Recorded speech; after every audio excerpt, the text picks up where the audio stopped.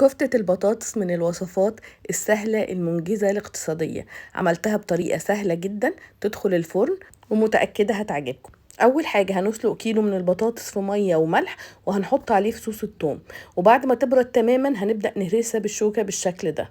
ههرسها كلها كويس جدا، وطبعا بعد ما تكون بردت، وبعد كده هنضيف عليها الإضافات اللي هقول لكم عليها. ربع كيلو من اللحمة المفرومة، بضاية، والتوابل هي ملح وفلفل وتوابل اللحمة وكمان بابريكا مدخنة وبصل بودرة، وطبعا ممكن نضيف اي اضافات او توابل تانية بتحبوها.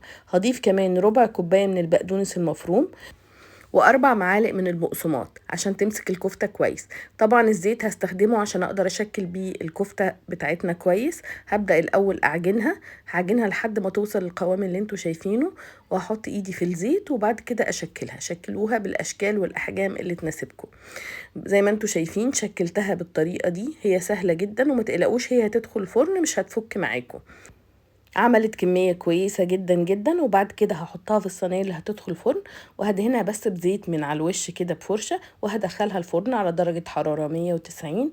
الرف وسط، مش هتاخد وقت كتير، ولما تخرج نشوف النتيجة. قدموها مع سلطة، وجبة متكاملة وهتعجبكم جدا.